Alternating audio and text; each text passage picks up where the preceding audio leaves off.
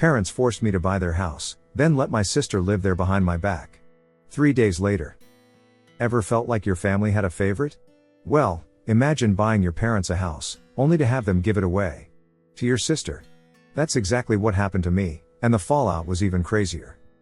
My parents gifted the home I purchased for them to my younger sister, Sarah. Consequently, I ceased mortgage payments, leading the bank to auction it off. I'm now 32, and for years, I diligently paid the mortgage on a house I believed was a secure home for my parents, only to discover they'd handed it over to Sarah, who's 27. The most infuriating part? They didn't even bother to inform me. I'd always sensed a preference for Sarah, but I never envisioned it escalating to this. My parents harbor an almost obsessive affection for her, leaving me feeling like an afterthought.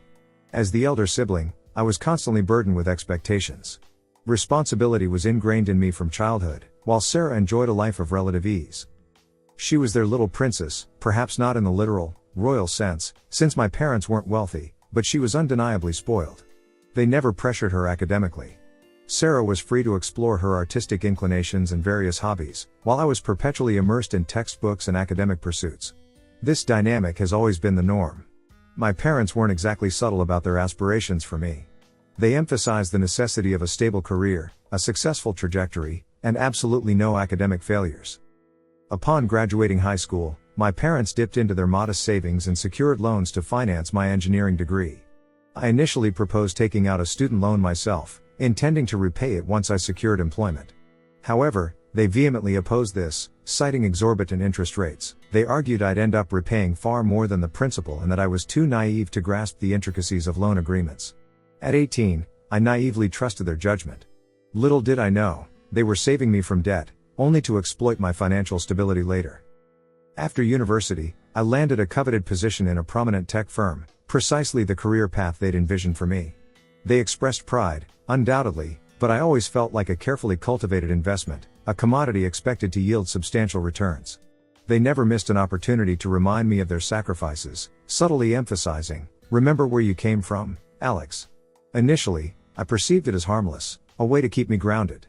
Over time, however, I recognized it as a form of emotional manipulation, a subtle but persistent guilt trip. They were masters of emotional blackmail. As my career progressed, the pressure intensified. Every visit home was punctuated by my father's not-so-subtle hints about their depleted savings, the money they'd invested in my education, and the implicit expectation that I'd reciprocate their sacrifices. I understood their desire for a home. They'd been saving diligently for years, but that fund had been redirected towards my tuition. I vividly recall a family dinner, barely a year into my career. My father, fixing me with a direct gaze, declared, "We did our part, financing your education. Now it's your turn. You should start planning to buy us a house. We can't live in rentals forever, can we?" A knot formed in my stomach. I knew they anticipated this, but not so soon. I was barely a year into my professional life, still sharing a cramped apartment with 2 roommates to save on expenses, and they were already demanding a house? It felt utterly absurd. I stammered, "Dad, I've just started working. I can barely afford my own rent. How can you expect me to take on such a massive financial burden?" He clarified that he wasn't expecting it immediately, but he wanted to plant the seed, to ensure I'd prioritize and work diligently towards this goal. My mother, with her characteristic saccharine sweetness, added, "We paid for your university, Alex. Without us, you wouldn't be where you are today. Think of it as repaying us." I lacked the courage to argue. They weren't entirely wrong. My current position was partly due to their financial support. But their constant sermons felt suffocating, and I desperately wanted to scream, "Who asked you to do that?" But the words remained trapped in my throat. I maintained a polite distance, limiting phone calls to essential matters. Visits became increasingly rare, my demanding job serving as a convenient excuse.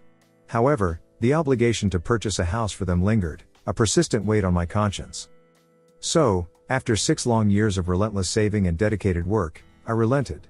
I bought them a comfortable, albeit modest, house in a peaceful suburban neighborhood. It wasn't extravagant, but it was a significant improvement from their previous rental. Everything seemed fine. I genuinely believed it was the least I could do, a tangible expression of gratitude for their sacrifices. I diligently paid the mortgage for 3 years, even making extra payments to expedite the process. I had other aspirations, purchasing my own home, traveling, potentially starting a family, and I couldn't indefinitely shoulder this financial responsibility. After the house purchase, my parents' pressure regarding financial assistance noticeably subsided. They proudly showcased their new home to friends and relatives, subtly boasting about their wise investment. It didn't particularly bother me, but it didn't bridge the emotional chasm between us either. I continued to maintain a respectful distance, limiting visits. Then, about 2 months ago, I decided to surprise my parents with a visit after a particularly grueling period at work. I didn't inform them beforehand, intending it to be a pleasant surprise. However, a far less pleasant surprise awaited me. Upon arriving, I noticed Sarah's car parked in the driveway. Initially, I assumed she was visiting, and I felt a flicker of anticipation for a spontaneous family gathering. Sarah had married and moved out while my parents were still residing in their rented house. It had been years since I'd last seen her, at her wedding. I knocked, and Sarah answered, clad in her pajamas. My initial assumption was that she was staying for a short visit. We exchanged hugs, and then she asked, somewhat bewildered, Alex? What are you doing here? I replied jokingly, I could ask you the same thing. I stepped inside, inquiring about our parents' whereabouts. She settled onto the sofa, casually responding, oh, they moved. I froze. Moved? What do you mean, moved? This is their house. Sarah shrugged, as if it were the most inconsequential detail. Didn't they tell you? They gave it to me. I live here now. I felt a dizzying sensation, as if the ground beneath me had dissolved. They gave you the house? The house I've been paying for? Yeah, she replied, her tone shockingly indifferent, as if it were the most logical arrangement. Mom and Dad said I needed it more. You know, I'm planning on starting a family soon, and they thought I should have the house. More stable, you know? I was utterly speechless. Finally, I managed to ask, where are they living now? She answered, they're renting an apartment downtown, near the hospital. Again, her tone suggested it was the most normal thing in the world. Without another word, I turned and left, my mind consumed by a simmering rage. I drove directly to their new apartment, my anger overriding any consideration for propriety. When my mother opened the door, I didn't waste time on pleasantries. What the hell is going on? Sarah just told me you gave her the house. The house I bought. The house I've been paying for. Can you explain this to me? My mother had the audacity to smile, a placating, infuriating smile. Calm down, Alex. Come in. We didn't think it would bother you. I entered, but I refused to sit. I demanded answers, my voice escalating despite my attempts at control. You didn't think it would bother me? You gave away the house I bought without even discussing it with me? How could you possibly think that wasn't important for me to know? My mother sighed, as if I were the unreasonable one. Well, we figured since you're doing so well, you wouldn't mind. Sarah's planning a family, Alex. Don't you want your future nieces and nephews to grow up in a stable home? Not in some cramped rental, subject to the whims of a landlord? With the house, they won't have to worry about rent and can focus on the baby's well-being. I snapped. I don't care where my nieces and nephews are born and raised. It's not my problem. That's Sarah's and her husband's responsibility. If they want stability, they should work for it, just like I did. My father, roused by the commotion, emerged from the bedroom, demanding, what's all this shouting about? My mother quickly interjected, she needs financial security, Robert. We had to give her the house. She didn't have the same opportunities Alex did. We didn't pay for her to go to college, so she deserves the house. I couldn't believe my ears, the sheer entitlement, the blatant disregard for my feelings, my sacrifices. It was staggering. You didn't pay for her college because she dropped out of high school, remember? She chose to prioritize partying over education. They refused to acknowledge the gravity of their actions, repeating the mantra, you're successful. You can buy another house. Sure, I will, I retorted, my voice laced with bitterness. But it will be for me, not for you. I couldn't even articulate a coherent response. I felt utterly betrayed, my world crumbling around me. Their twisted logic was incomprehensible. I stormed out of their apartment, checked into a nearby hotel, and have been here ever since. I'm grappling with the implications of their actions. I can't continue paying the mortgage, knowing the truth. But navigating this situation is proving to be incredibly challenging. My parents certainly can't afford the payments, and Sarah, with her sporadic employment history, is even less likely to manage it. This entire drama unfolded on a Friday, and it's now Sunday. My return flight is on Tuesday. Initially, I considered booking an earlier flight, escaping this emotional turmoil. But upon calming down, I realized I had unfinished business. I needed to ascertain the remaining balance on the loan. Given my extra payments, I had hoped to have significantly reduced the principal. Before my disastrous visit, I'd texted my father, requesting information about the mortgage balance. He'd claimed he needed to consult with the bank manager. I instructed him to arrange a meeting with the bank for Monday, so I could obtain detailed information. Update 1. The situation is far more complicated, and more enraging, than I initially realized. I'm literally shaking as I type this. We just returned from the bank, and the discovery I made left me reeling.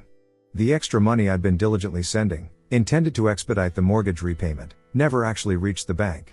My father had been paying only the minimum required amount, pocketing the difference to cover the rent on their new apartment. When the bank manager presented the payment history, I insisted there must be an error. I explained that we'd been paying significantly more than the required amount, even pulling up my online banking records to demonstrate the consistent transfers to my father's account. Then, my father intervened, his voice surprisingly firm. The manager's records are accurate. We're only paying the agreed upon mortgage amount. At first, I thought he was confused, that he hadn't grasped the situation. But then, he gripped my arm, his voice low and urgent. The records are correct. We'll discuss this later. A wave of nausea washed over me. I sensed another betrayal, another layer of deceit. I sat there, numb, while the manager concluded the meeting, outlining the remaining balance and various loan consolidation options. I remained silent throughout. As soon as we were alone, my father cornered me, demanding, "Why were you bringing up the extra money in front of the manager? That was for the mortgage, wasn't it?" I exploded, my fury finally unleashed. Of course, it was for the mortgage. What else would I be sending extra money for? I explicitly told you it was to pay down the mortgage faster. His response left me speechless. I thought you were sending it to help with our expenses. I used it to pay our rent. I stared at him, incredulous, then sank into a chair, burying my face in my hands. What am I supposed to do with my parents now? My father sat beside me, urging me to keep it down, insisting it wasn't a big deal. That was the final straw. Not a big deal? You made me buy you a house, then gave it to Sarah without even telling me. And on top of that, you used the extra mortgage money to pay your own rent. Are you serious? My father, a man not accustomed to being challenged, especially by his son, and certainly not in public, responded with anger. Don't you dare raise your voice at me. You didn't do me a favor buying that house. I spent my entire savings on your college education. I don't need to explain what I do with that house. You sent the money, and I paid the mortgage on time. What's the problem if I use the extra to cover our rent? It's not like we were asking for more. His words fueled my rage. The extra money was intended to reduce the mortgage debt, not to subsidize his comfortable lifestyle. I stormed out of the bank, my anger a physical presence. I could hear my father calling my name, but I ignored him, striding towards the subway station. My mother called repeatedly, leaving frantic voicemails, begging me to return home so we could discuss the matter calmly. I didn't respond. I'd made my decision. I was done with their manipulation, their toxicity. Update 2. I apologize for any grammatical errors in my previous update. I was overwhelmed with rage, and I had to edit it extensively to ensure readability. I also neglected to address some common questions from the comments, so let me clarify a few points now. Some inquired about my parents' ethnicity. We're not of Asian descent, to dispel any assumptions. Let me emphasize that Asian families aren't the only ones who exert pressure on their children. I prefer not to disclose our specific ethnic background, for privacy reasons. Others asked about the loan status. The mortgage was secured in my father's name. I initially hesitated to confirm this, as I had aspirations of purchasing a car and, eventually, my own home. Having this loan associated with my credit would have negatively impacted my future borrowing capacity. I'm relieved I made that decision, as it now simplifies my plan. Now, on to the next update. The following day, I resumed my normal routine. A month passed, and I deliberately withheld the mortgage payment from my father. As anticipated, he attempted to contact me on the 1st of the month, only to discover I'd blocked his number. I'd also blocked my mother, Sarah, and her husband. I was determined to eliminate their drama from my life. My decision was resolute. I would no longer pay the mortgage. If they wanted to gift the house to Sarah, then let her shoulder the financial responsibility. When my parents realized my actions, they were understandably furious. I received calls and voicemails from unfamiliar numbers, likely borrowed from friends or relatives. The messages were filled with accusations and pleas. You can't just stop paying. We don't have the money. I scoffed inwardly. That's not my problem anymore. I blocked those numbers as well. But that wasn't the end of it. 3 days later, I returned home from work to find my father waiting outside my apartment building. He was livid, his face contorted with rage. You can't just abandon us like this. You owe us. We paid for your college. We raised you. Who do you think you are? I responded calmly, but firmly, I've already repaid you. Do you realize how much I've spent on that mortgage? It far exceeds the cost of my tuition. I don't owe you anything. He accused me of being ungrateful, but I cut him off. No. You can't guilt trip me anymore. I've done enough. I'm not paying for the house, the rent, or anything else. You made your decision. Now deal with the consequences. They had treated me as a financial asset, an investment to be exploited. I refused to be their personal ATM any longer. I turned and walked away, driving off in my car. I didn't enter my apartment, knowing he'd likely follow me inside, and I wasn't prepared for another confrontation. When I returned later that night, he was gone. My mother continued her attempts to contact me, using various numbers and leaving desperate voicemails. Even Sarah, using a different phone, left a lengthy message, claiming she needed the house for her future family and accusing me of selfishness for refusing to help. Selfish? I'd been footing the bill for everything while she contributed nothing. I remained steadfast, refusing to succumb to their emotional manipulation. I was finished with them. I'd severed all ties, completely. Update 3. The house was ultimately sold at auction, and Sarah was forced to relocate. As I'd anticipated, Sarah couldn't afford the mortgage payments, and my parents were already struggling to cover their rent. They simply couldn't manage the mortgage, the rent, and their other expenses. When I ceased payments, I knew this outcome was inevitable. It was merely a matter of time. After almost a year, I learned of the house sale. My parents had desperately tried to salvage the situation, depleting their savings and even cashing in their retirement funds, but it wasn't sufficient. The situation also created significant tension between Sarah and my parents. While struggling to meet the mortgage payments, they requested that Sarah and her husband contribute 50%. She refused, claiming the house was a gift and that my parents were solely responsible for the payments.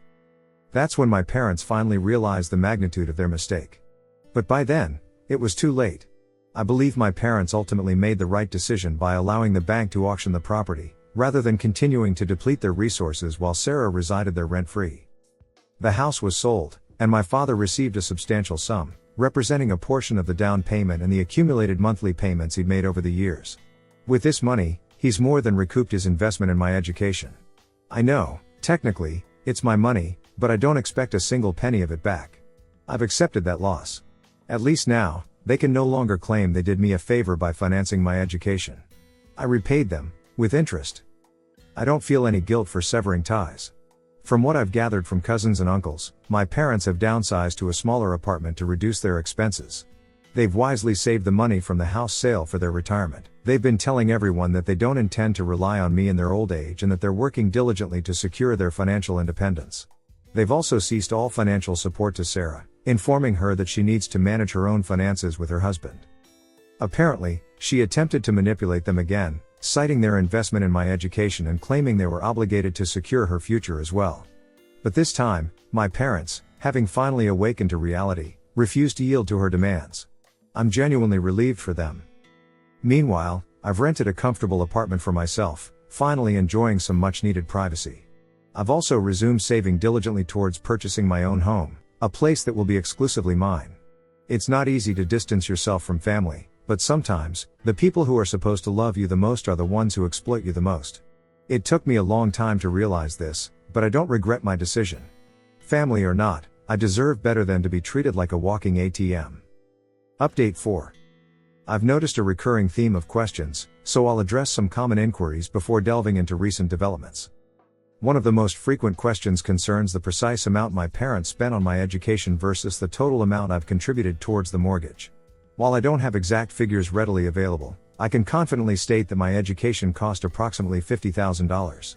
As for the mortgage, including the extra payments I made, which, as you know, were misappropriated by my father, I've paid roughly $68,000. As you can see, I've more than compensated them for their initial investment. I no longer harbor any sense of obligation. Some have also inquired about Sarah's living situation. I want to clarify that she didn't end up homeless, as some speculated. She and her husband are currently residing with her in-laws. So, no, I'm not the monstrous brother who left his poor sister destitute. Furthermore, the house was never intended for her, it was purchased for my parents. Sarah and her husband could have assumed responsibility for the mortgage payments, but, as usual, they preferred to avoid any effort. The house was legally in my parents' names, and they made the conscious decision to transfer it to Sarah. There was nothing I could do, and certainly nothing I would have done, to intervene. Now, for the actual update. My father resurfaced. Apparently, he had sufficient funds for a plane ticket to visit me. Well, let me rephrase that, to demand something from me, not to visit. He arrived with another audacious request. He wants me to buy them another house. After the entire debacle with the first house, the one they gifted to their favorite daughter, they now expect me to purchase a replacement. He reiterated their familiar refrain, they deserve a house because of their countless sacrifices for us, their children. The university expenses, of course, were prominently featured, a constant reminder of their supposed martyrdom. And, naturally, he mentioned their generosity in giving a house to their daughter, as if that wasn't the height of irony, considering the house was originally intended for them, not her. I unequivocally stated that I would not, under any circumstances, purchase another house for them. The money I've been diligently saving is earmarked for a down payment on my own home, not to resolve their self-inflicted problems. I reiterated that their opportunity for homeownership was squandered when they chose to gift it to Sarah. They should direct their requests to her. I'd be curious to witness her response. My father remained in the city for a few days, urging me to reconsider and suggesting we discuss it further. However, I conveniently had a work trip scheduled during that time, rendering further communication impossible. Or rather, he couldn't reach me, as I'd blocked his number. He hasn't been able to contact me since. As for my personal progress, I'm rapidly approaching my savings goal for a down payment. I'm incredibly close, and if all goes according to plan, my next update will hopefully announce that I've finally become a homeowner, albeit of a modest property I can truly call my own. Update 5. I'm thrilled to announce that I've finally purchased my own home. There's still work to be done, such as furnishing and decorating, but I finally have a place I can call my own, a secure haven. I've read all your comments and advice, and as many of you wisely suggested, I haven't disclosed this information to anyone connected to my family. I've only shared the news with a select group of friends who have no ties to my parents or relatives. They're friends I've made here in this city, ensuring there's no risk of the information reaching my parents. I'm acutely aware of the potential for them to attempt something outrageous, like demanding the house for Sarah, citing her impending motherhood or some other fabricated justification. I've read enough Reddit horror stories to know how entitled parents can behave. Therefore, I'm exercising extreme caution with this information. I'm jokingly considering installing an electric fence to deter any entitled family members, but in all seriousness, I've learned from countless Reddit posts that maintaining secrecy is the most prudent approach, at least until I can establish firm boundaries. Now, instead of seeking advice on managing manipulative parents, I'm soliciting suggestions for a more pleasant endeavor, decorating my new home. Interior design is definitely not my forte.